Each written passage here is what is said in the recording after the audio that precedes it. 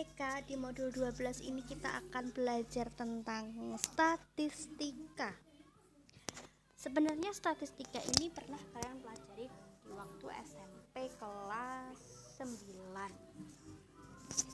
Lalu kita belajar lagi yang lebih kompleks di kelas 12.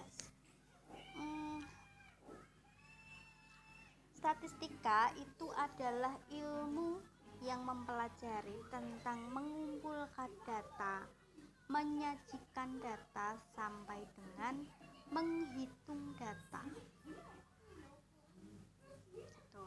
Nah, kalau menyajikan data itu kita bisa menyajikan dalam bentuk tabel dan dalam bentuk diagram. Nah, dalam bentuk tabel sama dalam bentuk diagram.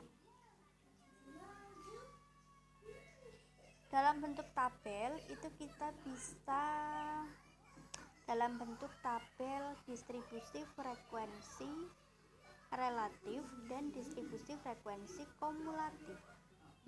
Untuk diagram itu kita bisa menyajikan ke dalam diagram garis, diagram batang, diagram lingkaran. Nah, yang biasa kita gunakan itu adalah diagram garis, batang, sama lingkaran. Nah, sekarang tambah lagi penyajiannya, kita sajikan dalam bentuk diagram histogram. Nanti kita akan belajar apa itu diagram histogram itu seperti apa.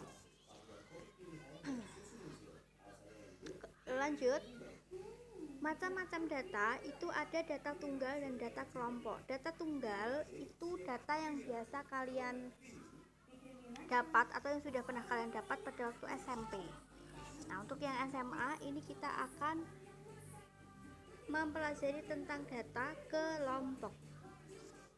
Apa sih bedanya data tunggal sama data kelompok? Data tunggal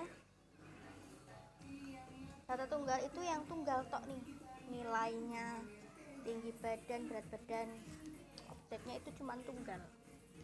Kalau data kelompok itu rentang, ada rentangnya, ada jaraknya, sekian sampai sekian, sekian sampai sekian, sekian sampai sekian. Nah, itu namanya data kelompok.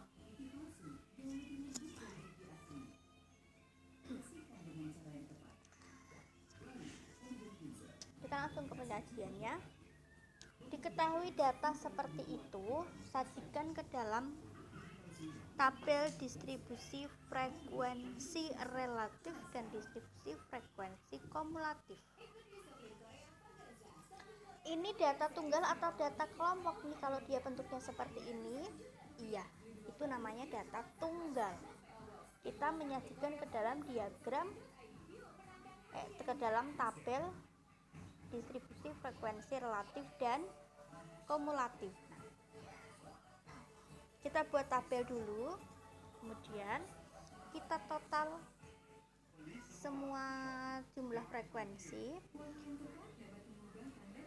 Kalau kita mau menyajikan ke dalam frekuensi distribusi frekuensi relatif, itu kita sajikan ke dalam bentuk persentase,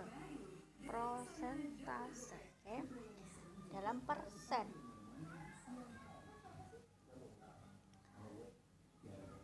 Kan ini yang kita lihat, kata kuncinya ada frekuensi relatif, maka yang kita persenkan atau yang kita ubah ke dalam persen itu adalah yang frekuensi. Jadi frekuensi data per frekuensi total kali 100%. 3/20 kali 100%. Kelas yang kedua 5/20 kali 100%.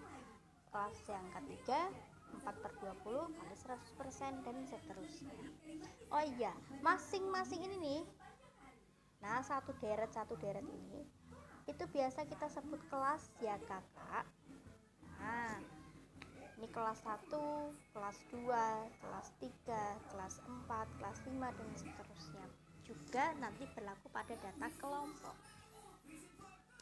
Next, ke tabel distribusi frekuensi kumulatif. Kumulatif itu berarti diakumulasi di frekuensi yang sebelumnya. Oke. kita membuat satu tabel lagi namanya frekuensi kumulatif. Nah, cara mengisi frekuensi kumulatif, kita mengakumulasi di frekuensi sebelumnya. Nah, di kelas 1 frekuensi sebelumnya kan kita belum ada ya. Kita tuliskan frekuensi yang awal dulu yaitu 3. Oke. Di kelas yang kedua, kita akumulasi frekuensi kelas kedua dengan kelas yang pertama. Oke, kita akumulasi berarti digabung. 5 tambah 3, 8. Nah, kemudian di kelas ketiga frekuensinya digabung sama frekuensi kumulatif yang sebelumnya. 4 tambah 8, 12. Di kelas yang keempat pun juga sama, diakumulasi, digabung lagi dengan yang sebelumnya. 5 tambah 12, 17. Di kelas yang kelima berarti 3 tambah 17, 20. Nah, sehingga total yang ada di bawah ini itu sama dengan jumlah frekuensi.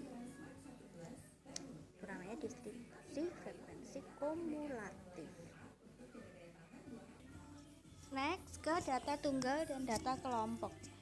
Data tunggal itu yang kayak tadi ya, yang kayak tadi ya. Jadi objeknya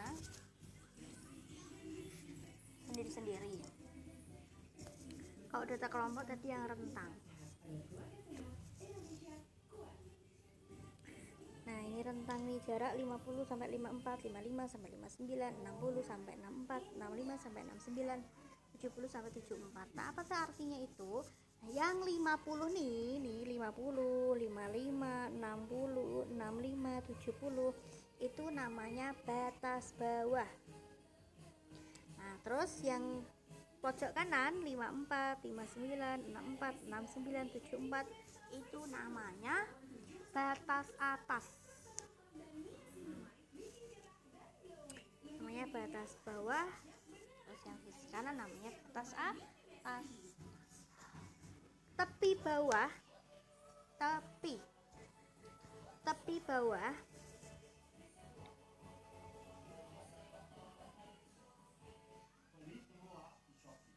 bawah itu adalah batas bawah dikurangi 0,5.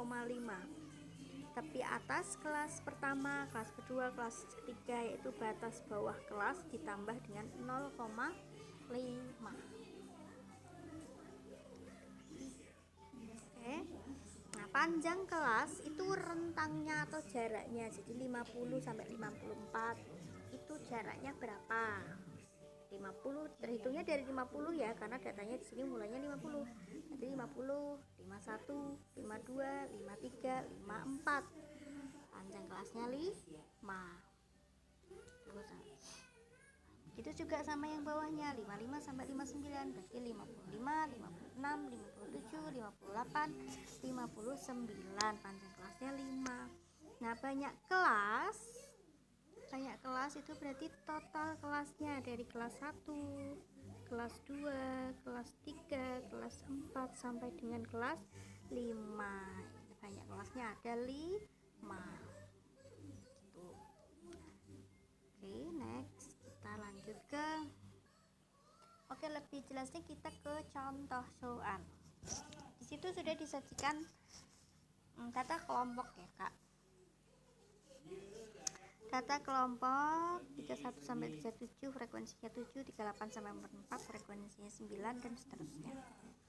Batas bawah kelas pertama. Nah, kelas pertama itu berarti kan yang atas. Batas bawahnya berarti 31.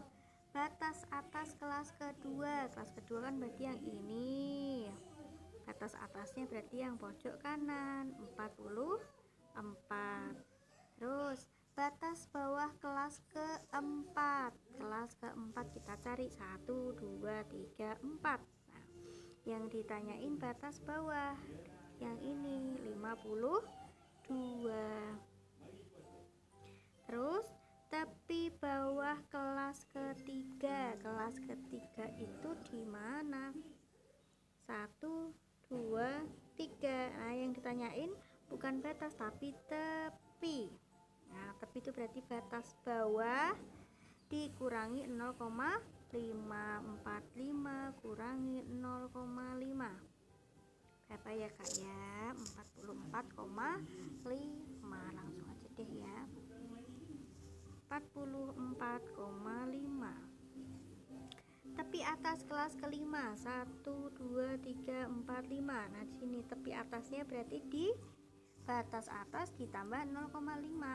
65 tambah 0,5 65,5. Panjang kelas. Nah nih panjang kelas tuh dari 31 sampai 37 panjangnya berapa? 31, 32, 33, 34, 35, 36, 37. Panjang kelasnya 7. Terus banyak kelasnya ada berapa nih? 1, 2, 3, 4, 5, 6. Ada 6 kelas. Lanjut kita ke histogram, menggambar histogram. Ini yang kita tunggu. Apa tuh itu histogram? Histogram itu bentuknya seperti diagram batang, namun dia tidak terpisah sendiri-sendiri, tapi digabung. Nah, kalau diagram batang tuh kan bentuknya gini ya kak ya. Nah kayak gitu ya kak, jejer-jejer kayak gitu ya kak. Tapi kalau histogram itu berdempetan. Nah jadi ini nih garis ini itu miliknya kelas pertama sama kelas kedua itu. Nah terus kalau ada lagi gini, nah ini juga miliknya kelas kedua sama kelas ketiga. Tapi kalau diagram batang enggak, sendiri-sendiri. Kelas 1 sendiri batangnya, kelas 2 sendiri batangnya, kelas 3 sendiri batangnya. Oke, nah gimana caranya kok itu bisa jadi satu, kok bisa saling berhubungan? Caranya kita pakai tepi bawah dan tepi atas kelas. Oke, kita pakai tepi bawah dan tepi atas kelas. Contohnya nih tadi yang tabel tadi, contoh tadi 31 sampai 37 frekuensinya 7, 38 sampai 49 dan seterusnya. Kita mau bikin histogramnya, berarti kita butuh tepi bawah dari masing-masing kelas, tepi bawah dan tepi atas dari masing-masing kelas. Tepi bawah dari kelas pertama berarti kan 30,5, kita taruh di sini 30,5. Terus tepi atasnya 37,5. Oke, tepi bawahnya yang kelas kedua 38 kurangi 0,5, 37,5 di sini. Oke, terus tepi atasnya 44,5 di sini. Kelas ketiga tepi bawahnya di sini. Kelas ketiga tepi atasnya di sini. Kelas 4 dan seterusnya.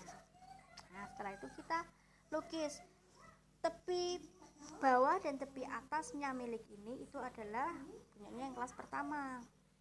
Frekuensinya 7. Ini frekuensi nih, yang sumbunya ini frekuensi. Yang sumbu itu data. Frekuensinya 7. Nah, kita lukis biasa 7.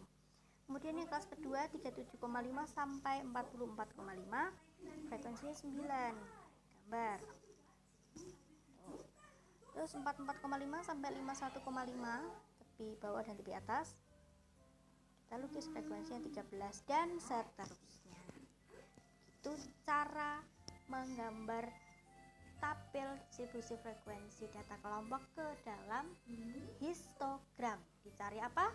Tepi bawah dan tepi atas masing-masing kelas.